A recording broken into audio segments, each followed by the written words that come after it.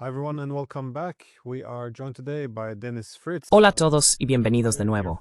Hoy nos acompaña Dennis Fritz, sargento jefe maestro retirado de la Fuerza Aérea, quien entre 2005 y 2008 sirvió en el Pentágono en la oficina del subsecretario de Defensa para Políticas, que es la tercera posición más poderosa en el Pentágono. También es autor del libro Traición Mortal, la verdad sobre por qué Estados Unidos invadió Irak. Así que, bienvenido al programa. Es un placer volver a verte.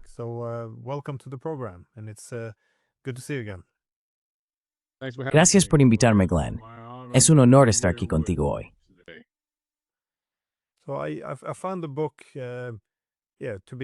Así que encontré el libro absolutamente fascinante. Dada tu posición y tu nivel de acceso, prácticamente lo has visto todo. Y además, es extremadamente relevante por el papel tan específico que tuviste, como escribes en el libro. Fuiste la persona responsable de analizar toda esta cadena de documentos, todos los papeles relacionados con la invasión de Irak.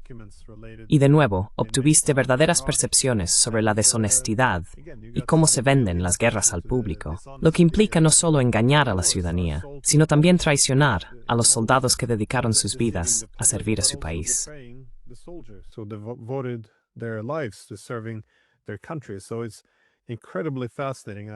Así que es increíblemente fascinante.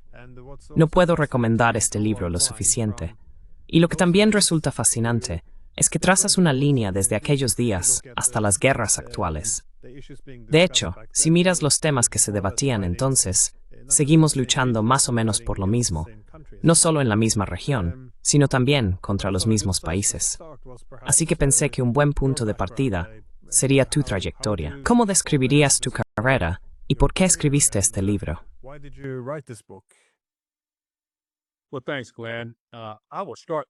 Bueno, gracias, Glenn. Empezaré diciendo que tuve una carrera de suboficial poco común.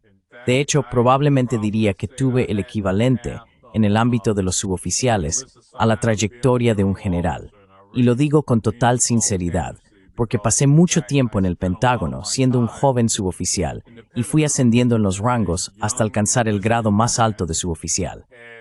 A lo largo de mi carrera, durante mi tiempo en el Pentágono, trabajé en todos los niveles.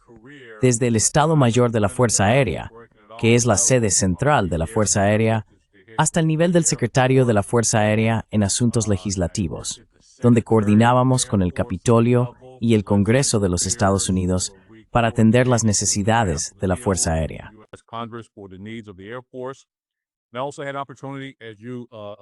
Y también tuve la oportunidad, como mencionaste en mi breve biografía, de trabajar en la oficina del subsecretario de Defensa para Políticas, que en ese momento era el tercer cargo más alto en el liderazgo civil del Pentágono. El subsecretario en ese entonces, puede que tu audiencia haya oído hablar de Doug Feith, estaba allí cuando yo entré, bajo Rumsfeld y Paul Wolfowitz, quien era el vicesecretario de Defensa. Así que durante ese tiempo, en mis últimos 10 años, tuve el honor de ser asesor de oficiales generales, y los últimos 5 o 6 años fueron al nivel de 4 estrellas. Fui asesor del comandante de las Fuerzas Aéreas del Pacífico y fui asesor del comandante del Mando Central de las Fuerzas Aéreas de Estados Unidos.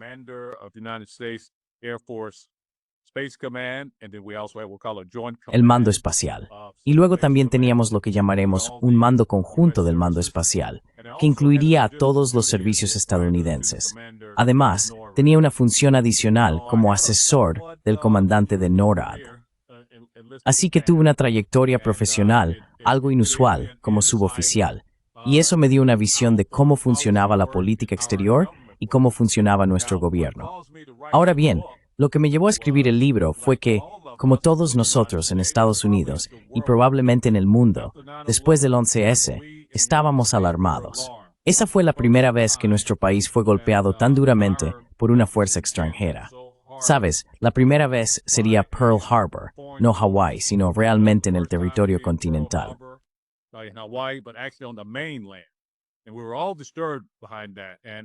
Y todos nos sentimos perturbados por eso.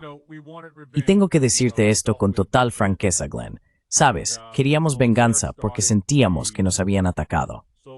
Y así comenzó la llamada, entre comillas, guerra contra el terrorismo y nuestra invasión de Afganistán para derrocar a los talibanes. De repente, empezamos a escuchar, los que estábamos en el ejército, que estábamos desplegando fuerzas por todo Oriente Medio para prepararnos para una guerra en Irak, y simplemente no entendía eso. Por mi experiencia trabajando en el mando espacial de Estados Unidos y en NORAD en ese momento, mi jefe era el general Richard Myers, quien luego fue presidente del Estado Mayor Conjunto y dirigió el ejército durante las guerras de Afganistán e Irak.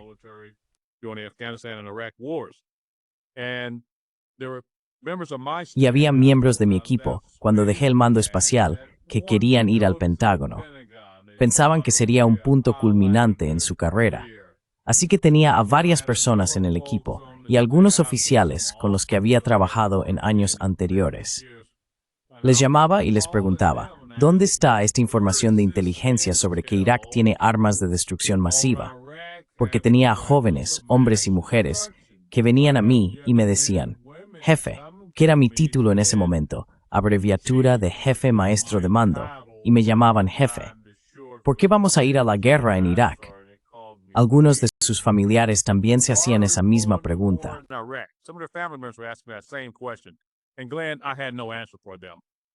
Y Glenn no tenía respuesta para ellos. Mi credibilidad con las tropas era mi integridad. Ser honesto con ellos.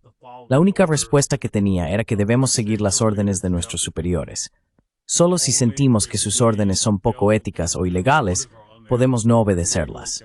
Y al no saber si Irak tenía o no armas de destrucción masiva, ya sabes, no podíamos desobedecer esas órdenes. Pero siempre me molestó. No podía enviar a jóvenes, hombres y mujeres a la guerra por algo que no entendía ni en lo que creía. En el otro lado, pueden elegir jubilarse. En mi caso, yo era un alistado, si quisieras dimitir, lo siento. En el otro lado, si eres elegible para la jubilación, puedes retirarte.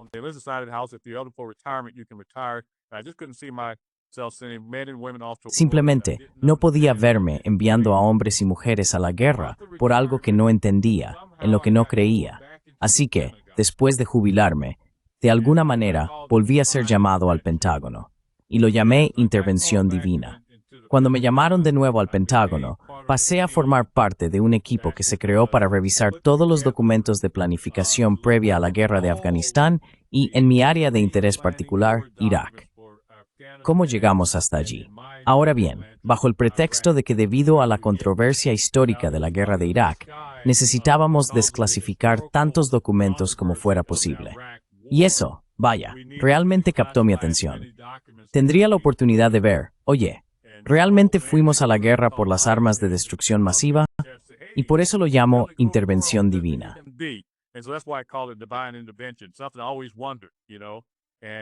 Algo que siempre me pregunté, ya sabes, y tuve la oportunidad de comprobarlo. Al final me llamo a mí mismo el Daniel Ellsberg, de los pobres. Si tu audiencia ha oído hablar de Daniel Ellsberg, desafortunadamente ya fallecido, él fue el autor de los papeles del Pentágono publicados en el New York Times. Me llamé a mí mismo el Daniel Ellsberg de los pobres. No tuve el valor que él tuvo. Yo lo hice de la manera correcta, escribiendo mi libro y luego enviándolo al Pentágono para su revisión. Y como puedes notar en el libro, y tu audiencia lo notará en el libro, fue fuertemente censurado. Y censura significa que había cosas que tacharon para que el público estadounidense no pudiera saberlas. Ahora, en serio, sí, por favor. Sí, por cierto, me alegro mucho de que hayas dejado la censura. Y Glenn, iba a decirte que para tu audiencia, la razón por la que hice eso, cuando se lo mostré a mi antiguo jefe, el general Myers. Sabes, la mayoría de las veces, los autores y editores pueden, ya sabes, rellenar esos espacios donde hay tachaduras. Y yo decidí, no vamos a hacer eso. Voy a mostrar dónde han tachado, para que se vea que me impidieron compartir otra información. Ah, por cierto, Glenn, era información no clasificada, porque yo formaba parte del equipo de clasificación, ya sabes. Y ahora lo que me llevó a escribir el libro, Glenn, fue que después de ver de primera mano las mentiras que se contaban para meternos en la guerra de Irak, empecé a pensar, dije, esto es vergonzoso. Es una desgracia.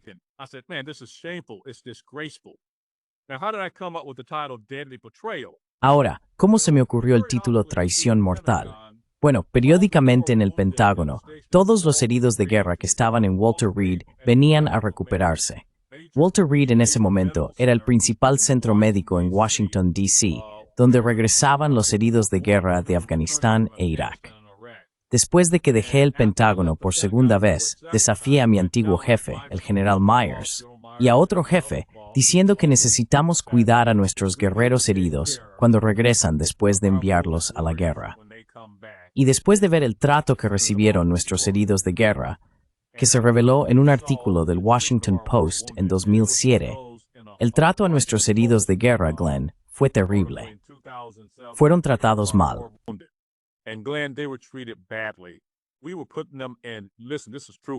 Los estábamos poniendo, escucha, esto es cierto, en habitaciones con moho para recuperarse, y eso me molestaba. Otra cosa que me llevó a escribir el libro fue que periódicamente, a través del Pentágono, pasaban los heridos de guerra. Lo llamábamos el pasillo de los héroes. Pasaban por el Pentágono y los animábamos. Gracias por vuestro servicio y todo eso. Y me di cuenta de que estas personas no tenían ni idea de por qué fuimos a la guerra. Como todos los demás, decían que era por venganza para el padre del presidente George W. Bush, H.W. Bush, que era por todo eso, ya sabes, y nadie conocía realmente la verdadera razón. Y eso me molestaba.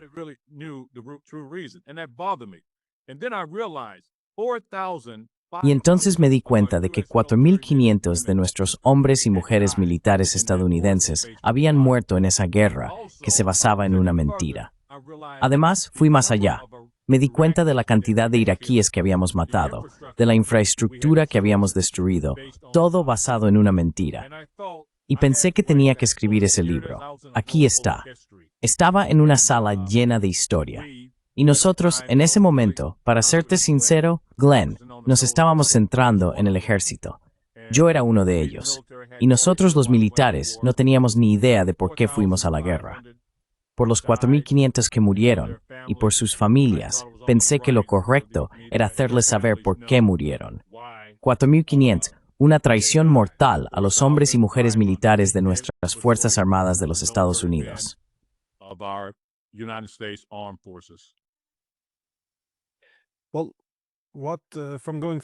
Bueno, después de revisar todos estos documentos, ¿a qué tipo de conclusión llegaste? ¿Por qué invadieron los Estados Unidos Irak? Mencionaste cierta venganza especulada. El petróleo, obviamente, las armas de destrucción masiva, fueron la razón principal. Pero, bueno, no se le dio, quiero decir. Pero una vez que resultó ser, bueno, que no había nada allí, la justificación alternativa pareció ser llevar la democracia y la libertad. Así que, en cierto modo, una misión civilizadora moderna, por así decirlo. Pero cuando revisas las notas, supongo que te encuentras con dos cosas. Una es, ¿cuál es la motivación detrás de ello? Pero también, ¿cómo lo vendes? Porque la razón genuina y cómo la presentas al público son cosas muy diferentes. De nuevo, cuando quieres que la gente haga lo peor, que es normalmente lo que ocurre en la guerra, sueles tener que apelar a lo mejor de la humanidad para que hagan lo peor. Entonces, ¿qué aprendiste de tus notas que te contrataron para recopilar?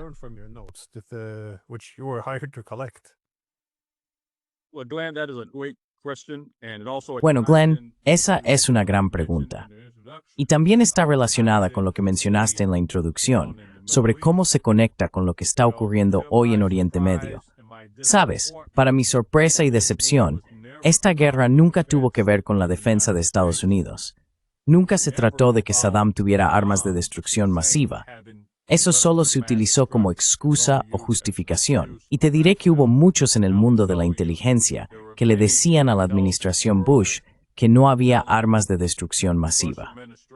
De hecho, si las tenían, no teníamos ni idea de dónde estaban, y ni siquiera sabíamos si realmente las tenían o no.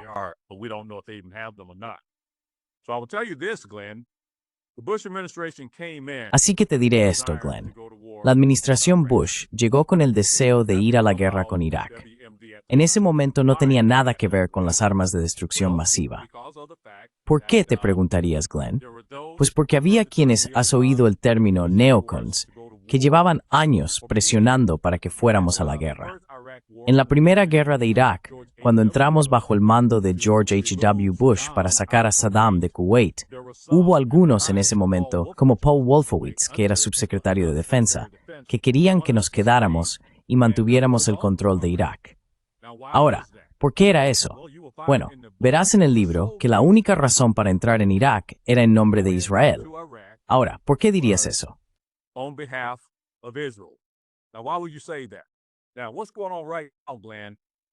Ahora, ¿qué está pasando ahora mismo, Glenn?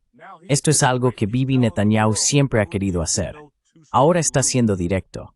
Le está diciendo al mundo que no habrá solución de dos estados. Anexionaremos Cisjordania. Vamos a entrar para controlar Israel. Si tenemos que matar a cada hombre y mujer y destruir cada edificio, como estamos viendo ante nuestros propios ojos. Sabes, esto no es una opinión, no es un tema de debate, lo estamos viendo. Ahora, esto es algo que Netanyahu siempre quiso hacer. Y durante la administración de George W. Bush, trabajaba estrechamente con ellos. Personas como Paul Wolfowitz, Doug Feith y un individuo llamado Richard Pearl.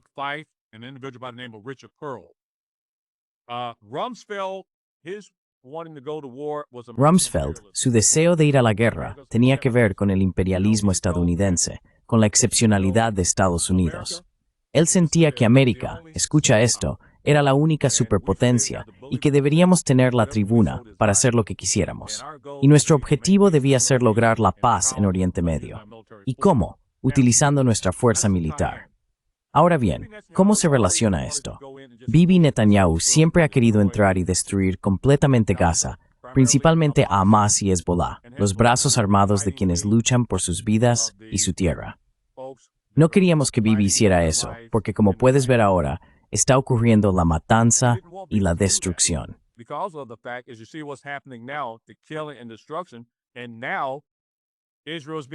Y ahora Israel está siendo aislado por el mundo. Podríamos incluir también a Estados Unidos, porque somos el único verdadero aliado de Israel en este momento. Y por eso la administración de George Bush no quería que él hiciera eso. ¿Cuál fue nuestra respuesta? Íbamos a hacer una guerra tradicional. Íbamos a eliminar a esos países que apoyaban y respaldaban a Hezbollah y Hamas. Y en ese momento, esos tres países eran Irak, Irán y Siria. Y la razón por la que elegimos Irak primero fue porque, bajo la administración de Bill Clinton, los neoconservadores obligaron, y realmente quiero decir obligaron, al presidente Clinton en ese momento a adoptar una política de cambio de régimen para Irak. Ahora bien, ¿qué derecho tenemos nosotros para entrar y cambiar el régimen de otro país?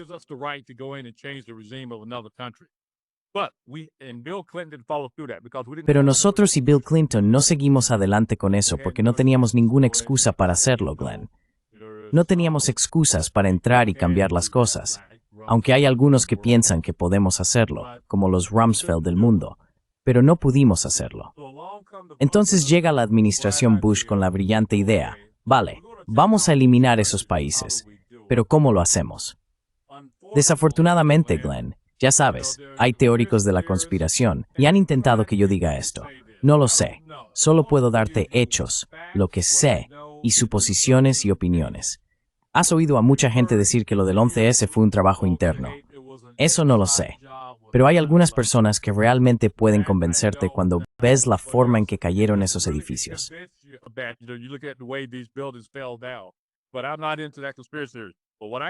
Pero yo no creo en esa teoría de la conspiración. Pero lo que sí puedo decirte como un hecho es que hubo personas en el Pentágono que lamentablemente, después de las 3,000 vidas que se perdieron el 11 de septiembre, se alegraron de que ocurriera. Y Glenn, ¿por qué se alegraron? Porque nos dio la oportunidad de crear la llamada guerra contra el terrorismo, de ir contra cualquier país que supuestamente apoyara el terrorismo.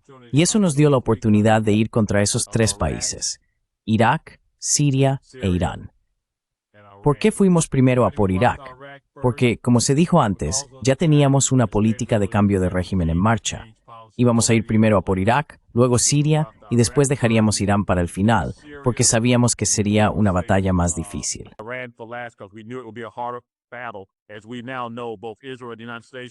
Como ya sabemos, tanto Israel como Estados Unidos saben que sería difícil eliminar a Irán.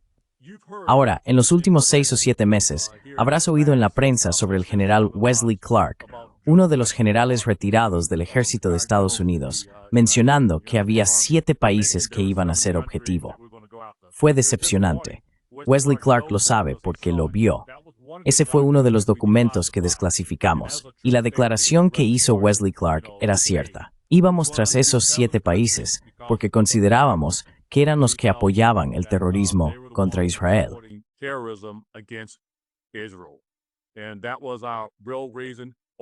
Y esa fue nuestra verdadera razón. El petróleo era secundario. Eso fue una de las cosas que censuraron en mi libro. Había algunos magnates del petróleo, algunas personas del sector petrolero que querían intervenir. Ya sabes, le digo a la gente, el presidente Donald Trump dice en voz alta lo que otros callan cuando decía, oye, deberíamos habernos quedado con el petróleo de Irak. Y hay quienes desearían que lo hubiéramos hecho. Pero el objetivo principal era entrar y eliminar a esos países. Ahora, déjame compartir algo contigo. El 11S fue nuestra excusa para poder hacerlo, porque antes de eso estábamos intentando encontrar todo tipo de excusas. Después de la primera guerra de Irak con Saddam, cuando lo sacamos de Kuwait, y dije que hubo quienes querían que nos quedáramos allí, y no lo hicimos. Ya sabes, hubo personas que realmente se sintieron decepcionadas por eso. Amers rent thrace for. Ons waste una excusa matarado. 9/11 gave us an excuse to do that. It failed because of the Iraqi insurgents. Fracasó por culpa de los insurgentes iraquíes. Nos quedamos atascados en Irak. No pudimos atacar Siria, aunque al final lo hemos hecho. Sabes, esto es un plan a largo plazo, pero en ese momento no pudimos hacerlo. Bibi estaba molesto por eso. Pero adivina qué, sucede el 7 de octubre. Eso le dio la excusa para hacer lo que siempre quiso hacer. ¿Y cómo lo relacionas? Como les digo a todos, puedo darles hechos. Puedes comprobarlo. Has oído al propio Bibi decir, el 7 de octubre es nuestro 11S. Y eso le dio la excusa para hacerlo. Pero antes de eso, en nombre de Israel y de Bibi Netanyahu, que entonces, en ese momento, no era el primer ministro que trabajaba con la administración Bush, era el ministro de Finanzas en ese momento, pero tenía mucho poder en Israel. Sabes, es el primer ministro más longevo, 4 veces en el cargo en la historia de Israel, y tiene mucho poder.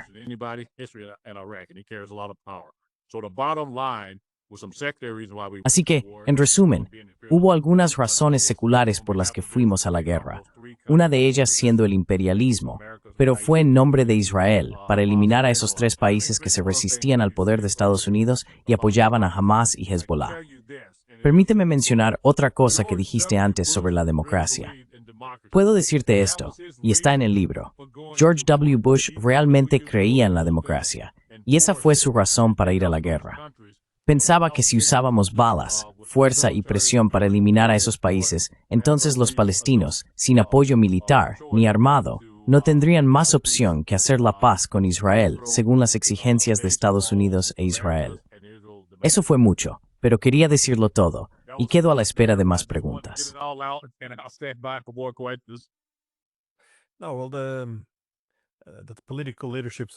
No, bueno, los liderazgos políticos estaban, sí, la emoción del 11S como una oportunidad, y cómo está vinculado a las guerras en torno a Israel, es bastante fascinante, sin embargo. Y como mencionaste, el general Wesley Clark, el ex comandante supremo aliado de la OTAN, el hecho de que hablara tan abiertamente sobre este memorando clasificado también es interesante, porque esos 7 países eran Irak, Siria, Líbano, Libia, Somalia, Sudán, y él señaló, terminaremos con Irán. Esto es muy preciso. Bueno, todos estos países han sido atacados, directa o indirectamente, desde entonces.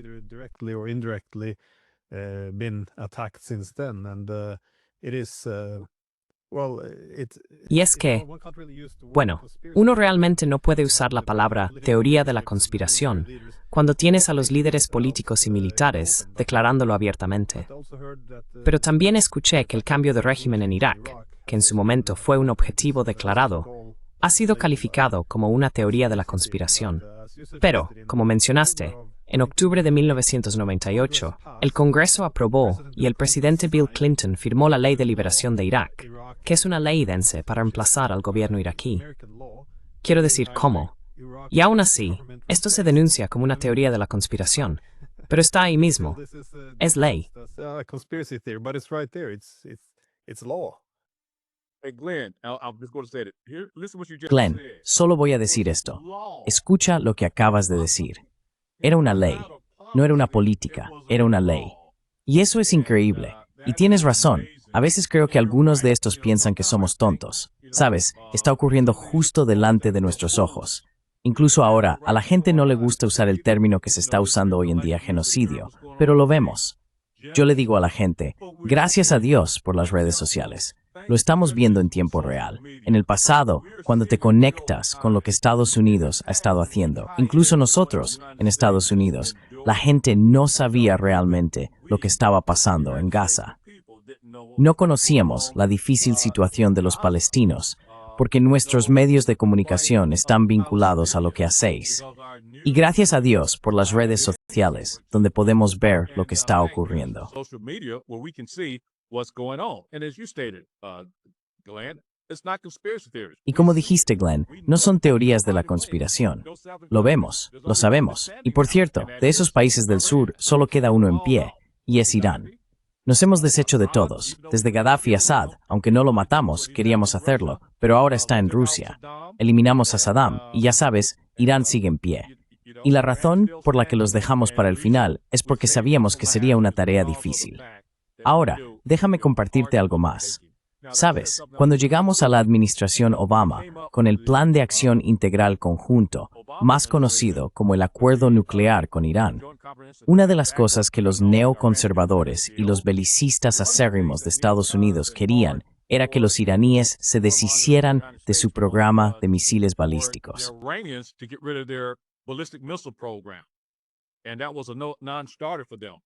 Y eso para ellos era inaceptable. ¿Por qué? Porque esa es su primera línea de defensa, su programa de misiles balísticos. Y nosotros teníamos miedo de eso. Y se ha demostrado que por eso dejamos Irán para el final cuando atacamos las instalaciones nucleares de Irán, y ellos respondieron con sus misiles balísticos. Y déjame decirte algo, Glenn. Esos misiles balísticos son muy precisos también. Son muy precisos. Así que esa fue una de las razones por las que quisimos dejarlos para el final.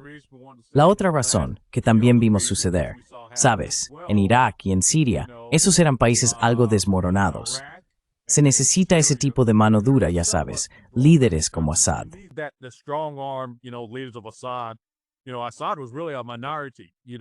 Sabes, Assad era realmente una minoría allí, y lo mismo ocurría con Saddam. Cuando hablas de los chiíes y los suníes, Saddam era un líder suní, una minoría en un país de mayoría chií.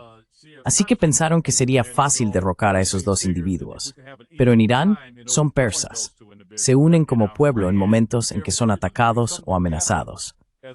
Ese era también uno de nuestros temores, que el pueblo iraní se uniera y fuera difícil tomar el control, a diferencia de lo que hicimos en Irak.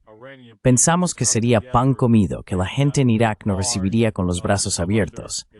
Así que esa fue otra razón por la que dejamos Irán para el final.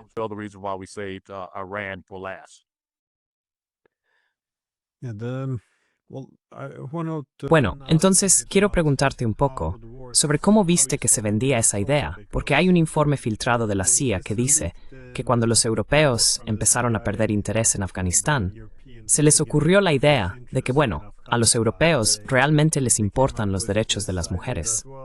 Así que vendamos la guerra como una forma de permitir que las niñas vayan a la escuela.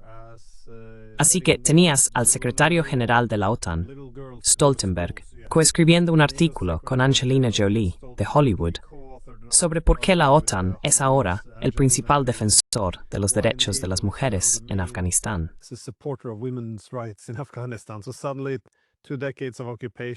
De repente, 2 décadas de ocupación se convirtieron en una cuestión de derechos de las mujeres. Pero en Irak era la democracia. La destrucción de Libia se hizo en nombre de los derechos humanos. La destrucción de Siria fue por los derechos humanos.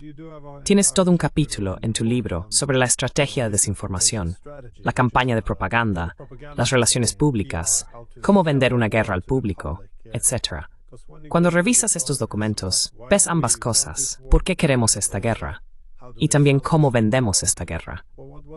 ¿A qué conclusiones has llegado? ¿O qué has aprendido en cuanto a cómo, a nivel superior, piensan sobre las mejores formas de vender una guerra. They think about the great ways to sell war. Well, let me just share this with you, Glenn. None of Bueno, our wars déjame compartir esto contigo, Glenn. Ninguna de nuestras guerras, desde la perspectiva de Estados Unidos, ha tenido que ver jamás con la humanidad. Nunca ha sido por los derechos de las mujeres, siempre ha sido por el poder, el imperialismo y, siendo sincero contigo, por controlar el mundo. Ahora bien, ¿cómo venden la guerra y en particular, en lo que me centraré, a la población estadounidense? ¿Recuerdas cuando dije que había algunos en el Pentágono que se alegraron de que ocurriera el 11S? Y lo digo de verdad. ¿Por qué? Porque nos dio la justificación y el motivo para ir a la guerra bajo el disfraz de la guerra contra el terror, debido a que no podíamos permitir que eso volviera a suceder.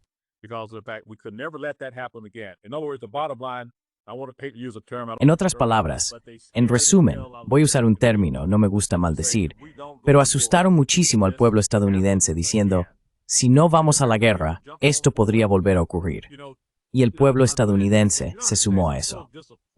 Sabes, Glenn, en Estados Unidos estoy muy decepcionado porque el Partido Republicano aquí, uno de nuestros principales partidos, siempre ha tenido una mentalidad militar orientada a la guerra. Y los demócratas eran más conocidos como el Partido de la Paz, por así decirlo. Pero eso cambió en la primera, quiero decir, en la segunda guerra de Irak que finalmente derrocó a Saddam. Sabes, hubo una elección presidencial. Otra forma en que lograron esta guerra con el apoyo de Estados Unidos fue que los republicanos atacaron al Partido Demócrata diciendo que eran débiles en defensa, por así decirlo.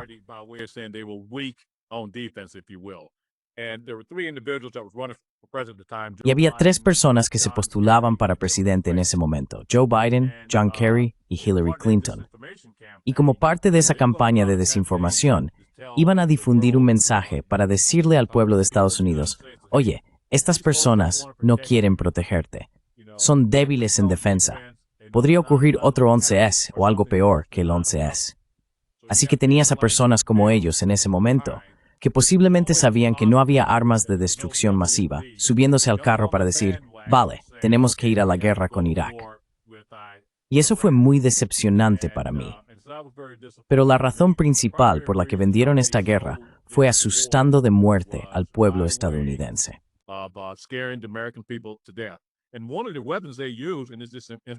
Y una de las armas que utilizaron en esta campaña de información aquí en Estados Unidos fue la percepción de que los oficiales generales tienen mucha credibilidad ante el pueblo estadounidense. Fue una campaña para utilizar, lamentablemente, a oficiales generales para que aparecieran en Fox News y CNN y hablaran sobre cómo Saddam era una amenaza para nosotros. Desafortunadamente, también utilizaron a oficiales generales retirados para vender esta guerra, Humet, porque la gente en Estados Unidos siente que los oficiales generales son creíbles. Ahora, en cuanto al mundo, la administración Bush, la administración de George W. Bush, diferente de la administración de George H. W. Bush, que en su momento formó una coalición de voluntarios, la administración de George W. Bush no se preocupó por eso. The George W. Bush administration didn't care about that. They didn't care. We would go in alone. You heard Rumsfeld. Sabes, a ellos no les importaba.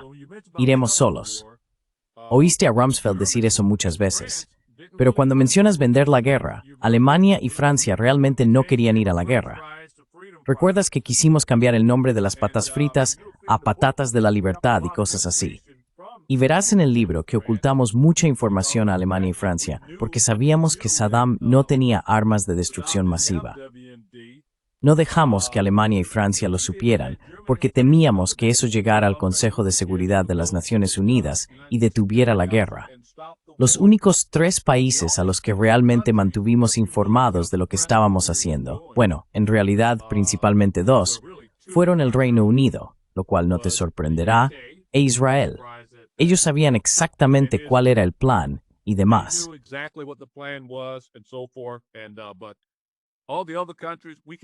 Pero a todos los demás países los mantuvimos aislados porque realmente teníamos miedo, en particular de Alemania y Francia.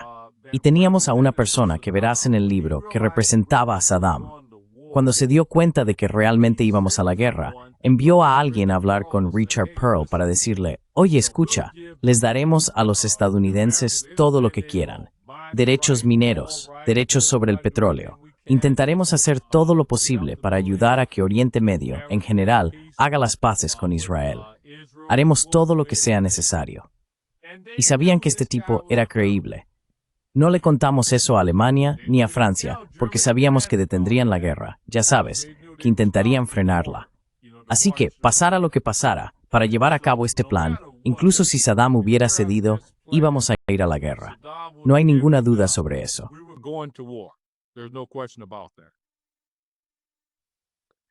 The great irony, though, is, well, not irony, but Una gran ironía, aunque bueno, no es ironía, pero la emoción que describes tras los atentados del 11 de septiembre, que esto podría ser utilizado.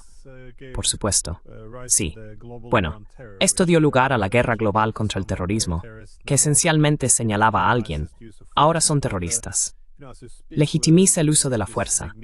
Pero mientras hablas, ahora tienes esta gran reunión en Nueva York con las Naciones Unidas. Y no estoy seguro de si viste esta charla, es en el escenario. Tienes al director de la CIA, David Petraeus, reuniéndose con Jolani, el ex líder de Al-Qaeda. Y solo hace unos días, Jolani estaba fuera, haciéndose fotos frente al skyline de Nueva York, donde antes había algunos edificios más.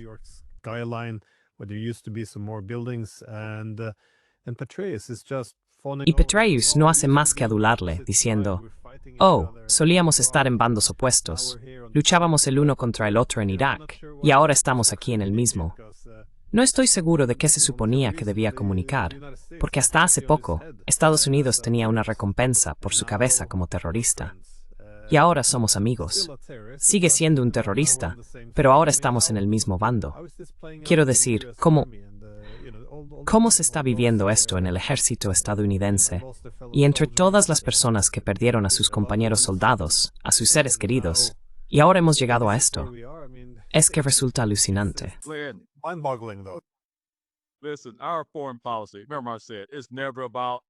Escucha, nuestra política exterior, recuerda que lo dije, nunca se trata de la humanidad, nunca se trata realmente de salvar el mundo, se trata de imperialismo.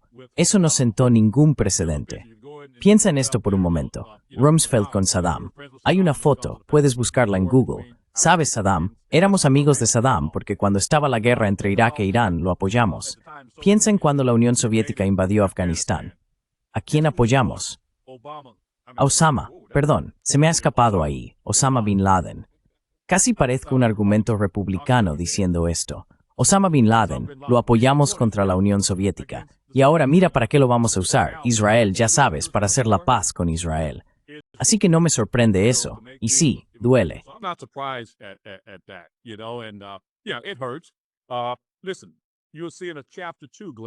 Escucha, verás en el capítulo 2, Glenn, en el libro, para tu audiencia, que las Fuerzas Armadas de los Estados Unidos se utilizan como peones en la política exterior. Ahora, eso no lo dije yo. Eso lo dijo Henry Kissinger, que en paz descanse, si se quiere. Pero él lo dijo. Sabes, nosotros en el ejército, eso fue lo que me llevó a escribir mi libro. Quería que nuestro ejército entendiera esto. Somos utilizados como peones en la política exterior. Sabes, cuando mencionaste cómo nos sentimos y demás, escribí mi libro porque tenemos que entender eso. Tenemos que alzarnos, tenemos que poder confiar en nuestros líderes, que nos envían a la guerra realmente en defensa de nuestra nación. Y te puedo decir que ninguna guerra desde la Segunda Guerra Mundial ha sido por la defensa de nuestra nación aquí en Estados Unidos. Y arrastramos a otros países a estas guerras con nosotros.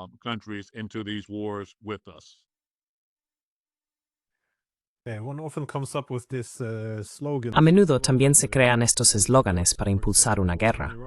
Por ejemplo, en Irak, uno muy común era «apoya a las tropas», que se utilizaba para mantener la guerra en marcha. Y ya sabes, este es un sentimiento o un concepto con el que todo el mundo puede estar de acuerdo. Quiero decir, son jóvenes dispuestos a dar la vida por su país. ¿Quién no querría apoyarlos? Pero puedes llenar este concepto con cualquier contenido que desees. Es decir, si apoyas a las tropas, podría sugerir que solo las pongamos en peligro cuando sea necesario. Y ya sabes, si las apoyas, ese es el único momento en que las expones al peligro. Pero en cambio, se utiliza como un eslogan para decir, nunca terminaremos esta guerra. Tal como dijo John McCain, ya sabes, hablar con nuestros chicos y decir, solo dadnos, podemos quedarnos allí 100 años. Es una forma muy manipuladora de usar el lenguaje. No quería preguntar. I did want to ask Glenn, let me co- yeah. oh, go ahead. I want to comment on that, Glenn. Yeah, I'm just enjoying Quiero it. comentar sobre eso, Glenn. Estoy disfrutando tus preguntas. Estás dando en el clavo con algunas de ellas.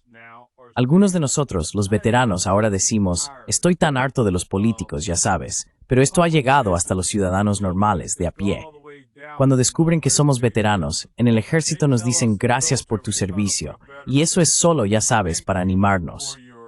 Pero en realidad, hemos sido maltratados. Así que ahora les digo a las personas, no, den las gracias, especialmente a quienes han estado en combate, que han resultado heridos. Denles las gracias por su sacrificio. Denles las gracias por haber sido maltratados, ya sabes, por nuestro gobierno. Glenn, notarás una cosa en mi biografía y también en el libro. Hablo de los guerreros heridos que tenemos. Y recuerdo que les digo a las personas que probablemente podría haber sido despedido de ese trabajo.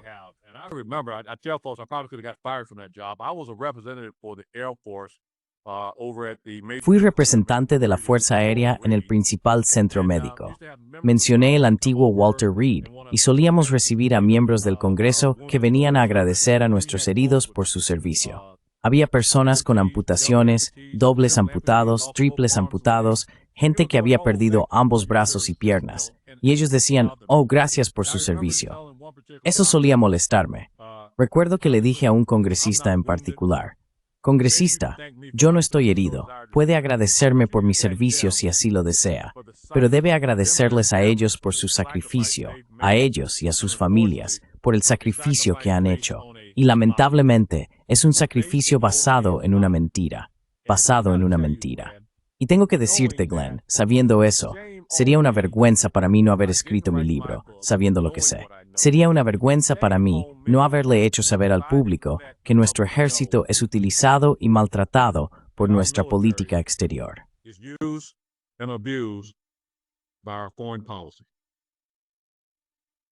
You mentioned before, though, that Germany and France were being... Mencionaste antes, sin embargo, que Alemania y Francia estaban siendo mantenidas al margen por miedo a que quizás quisieran detener la guerra si supieran que los iraquíes estaban desesperados por encontrar un camino hacia la paz. Pero, ¿cómo trató Washington con las instituciones internacionales? Porque tienes a la OIEA, el Organismo Internacional de Energía Atómica, y también a las Naciones Unidas, entonces bajo Blix, que iba a venir a inspeccionar. Sí, Hans Blix. ¿Cómo hizo Washington, supongo, para socavar a las instituciones internacionales que buscarían una vía pacífica y evitar los planes de guerra? Peaceful path and prevent the war plans. Glenn, what another great question and observation. Glenn, qué gran pregunta y observación. Bajo esa estrategia de desinformación de la que hablamos, lamentablemente Estados Unidos ya tenía planes para desacreditar a ambos. Sabes, finalmente la agencia de inspección nos dijo que Saddam no tenía armas de destrucción masiva. Así que teníamos planes preparados, eso está en el libro, para desacreditar a esas dos personas, para decir que Saddam sí tenía armas de destrucción masiva. Y aquí es donde estaban, es en lugares inventados. Y como todos sabemos que se encontraron ADM, no ADM entrar.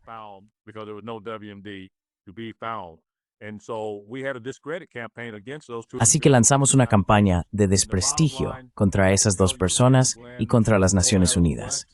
Y en definitiva te lo repito, Glenn, pase lo que pase, escuchaste a esos funcionarios de la administración anterior en su momento, Rumsfeld, Cheney, si tenemos que actuar solos, lo haremos. Y así lo hicieron. Y de nuevo, algo que mencionaste antes, teorías de la conspiración. Esto no son teorías de la conspiración. Lo hicieron. Y ahora, como podemos ver, a Bibi Netanyahu ya no le importa. Nos está diciendo lo que va a hacer. Y este ha sido su plan desde el principio.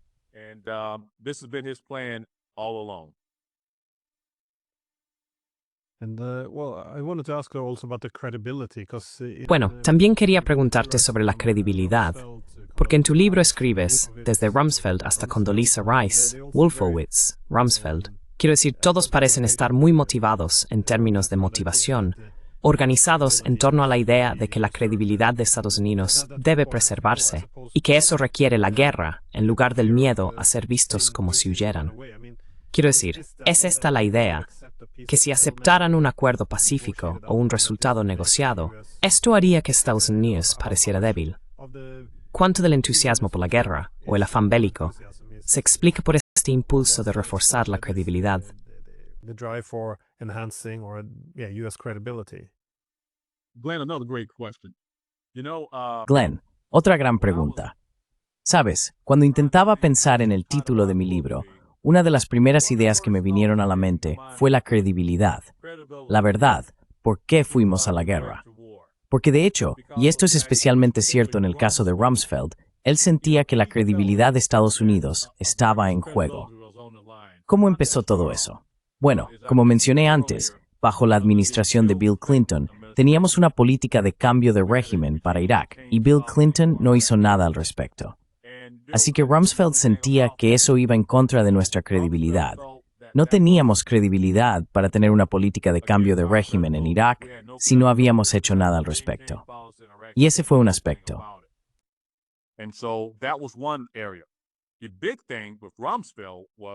Lo más importante con Rumsfeld también era que, como él decía, en Oriente Medio, esos países veían con malos ojos la debilidad. Decía que el hecho de que tuviéramos una política de cambio de régimen y no hubiéramos eliminado a Saddam nos hacía parecer débiles. Además, afirmaba que somos la única superpotencia, pero aún así mostramos debilidad al no utilizar ese estatus de superpotencia. Todo esto que te estoy diciendo son hechos. Son hechos que él sentía, que teníamos que usar nuestra fuerza para mantener nuestra credibilidad en el mundo como la única superpotencia. Y ahora podemos hablar de eso. Así es como se relaciona con la guerra entre Rusia y Ucrania y con China, si quieres. Sabes, siempre hay alguien a quien estamos persiguiendo. Todo gira en torno a que seamos una superpotencia, con alguien desafiándonos.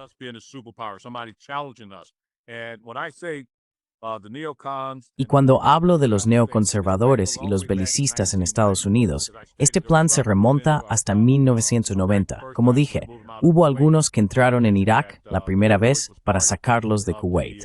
Y mencioné que Wolfowitz formaba parte de la administración en ese momento, la administración de George H.W. Bush, y era subsecretario de Defensa, y quería que nos quedáramos allí. Esto ha sido un plan a largo plazo que se remonta a los años 90. Lo llamaron la doctrina Wolfowitz, según la cual deberíamos entrar y arrasar cualquier país que quisiéramos. Y esa también era la mentalidad de Rumsfeld. Así que ya sabes, todo se trata del imperialismo y el poder de Estados Unidos, de ser la única superpotencia del mundo y dictar al mundo cómo debe ser.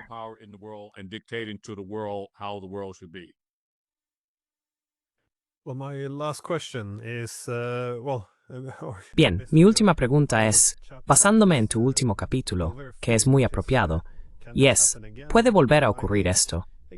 Y creo que, de nuevo, es un cliché, pero deberíamos aprender de la historia, y especialmente de esta historia, porque muchas de las guerras siguen ocurriendo hoy en día. En este caso en particular, la guerra en Siria, la destrucción de Gaza, y probablemente una segunda guerra contra Irán, que probablemente será mucho más brutal. Pero también, como mencionaste,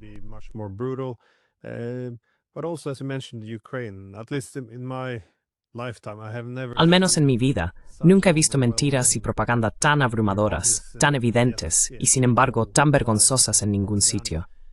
Es realmente abrumador, especialmente aquí en Europa. Pero también la demonización y la normalización de la idea de una guerra contra China es simplemente una época muy peligrosa. Así que me gusta la idea de aprender algo de cuando empezamos, ya sabes, a desviarnos, que parece haber sido, al menos a principios de los años 2000, sino antes. Pero ¿cómo podemos evitar esto?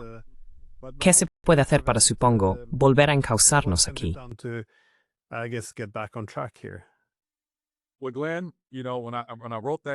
Bueno, Glenn, sabes, cuando escribí ese capítulo, puede volver a suceder. Me embarqué en esta cruzada para detener lo que está ocurriendo, ya sea en Ucrania, en Rusia, o si se trata de una guerra con Irán o Siria en ese momento, porque Irak ya había sido derrocado. He fracasado. puede volver a suceder. Lo advertí, específicamente, porque Estados Unidos está liderando esta ofensiva. Intentaba decir que tenemos que vigilar con quién se rodean nuestros candidatos presidenciales, porque si no, nos empujarán a la guerra. Ahora, déjame mencionar algo sobre este plan que mencioné de Paul Wolfowitz. Se remonta a los años 90, la doctrina Wolfowitz.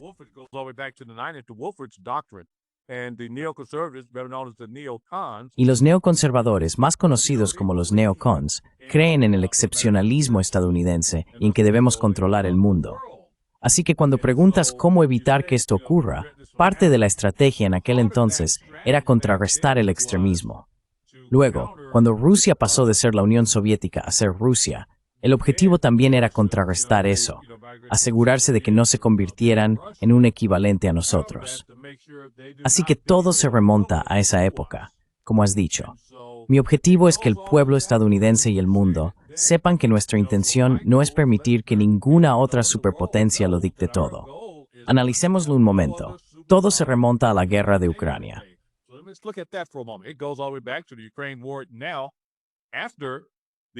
Ahora, después de que la Unión Soviética se disolviera y el Pacto de Varsovia se desmantelara, ya sabes, no se puso nada por escrito, pero es público. Puedes ir a nuestros archivos. Le dijimos a Rusia que no expandiríamos la OTAN. ¿Y qué hicimos? Expandimos la OTAN, ¿de acuerdo?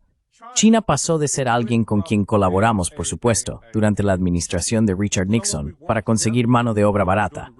Se convirtieron en un socio, y de repente, a China le gustó esto. Lo llamamos cuasi-capitalismo. Les encanta este capitalismo. Sabes, ahora China tiene multimillonarios y millonarios, aunque sean un país supuestamente comunista, pero en realidad son un país cuasi-capitalista. Se convirtieron en un competidor. A nosotros, en Estados Unidos, eso no nos gustó. Así que de repente, ahora China se ha convertido en un adversario.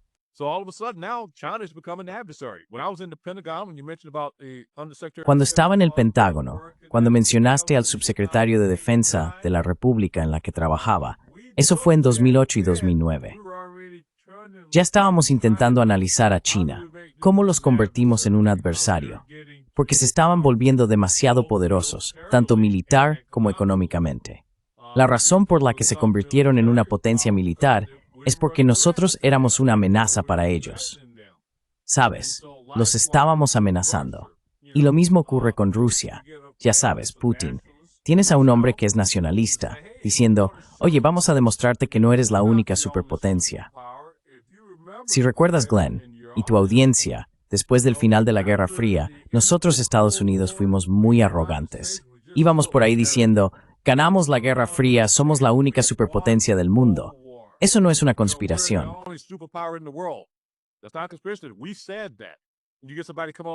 Eso lo dijimos.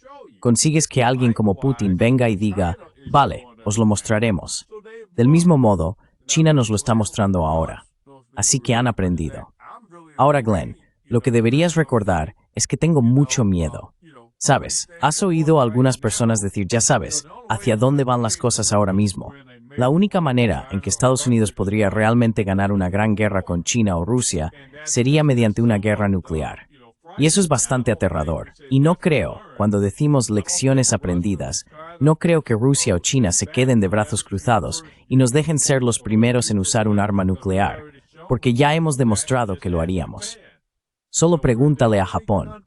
Somos el único país que ha usado alguna vez un arma nuclear o atómica. Así que estamos en tiempos difíciles ahora mismo en Oriente Medio. Creo que Benjamin Netanyahu está ahora mismo contra las cuerdas.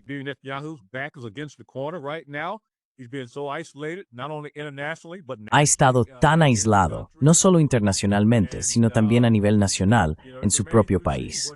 Y ya sabes, queda por ver qué sucede. Ahora piensa en esto un momento para involucrarnos. Estoy hablando de Benjamin Netanyahu. Ahora está amenazando a China, por así decirlo, y sabe que esa es una de las áreas en las que estamos poniendo el foco en este momento, una posible guerra contra China. Y Bibi está incitando eso ahora mismo para meternos en otra guerra, porque China realmente está plantando cara a Israel.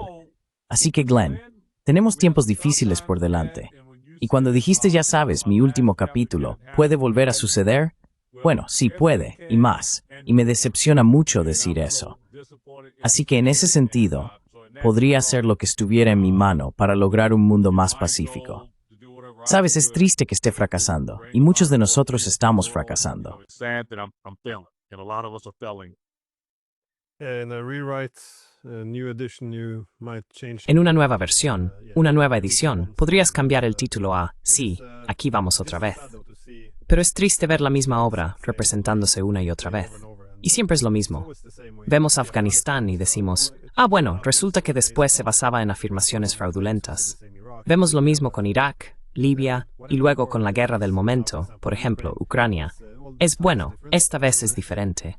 Y quien la critica, pues está con el enemigo. Y si eres realmente patriota, deberías animar esta guerra, que nos traerá el desastre a todos. Pero esto es, no sé, el momento actual, ahora parece mucho más grave. El genocidio completo retransmitido en Gaza, la guerra contra Rusia, la mayor potencia nuclear, el bombardeo de reactores nucleares en Irán y, por supuesto, la guerra con China. Es muy diferente de los países medianos y pequeños que destruimos a lo largo de los años 2000.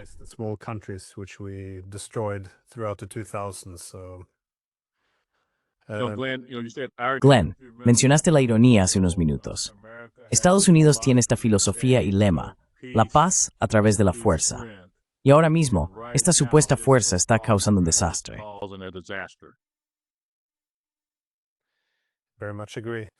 Totalmente de acuerdo. Así que sí, no puedo recomendar este libro lo suficiente. Traición mortal. Dejaré un enlace en la descripción. Y muchísimas gracias por tomarte con nosotros por escritura. Glenn, muchas gracias por invitarme. Cuídate.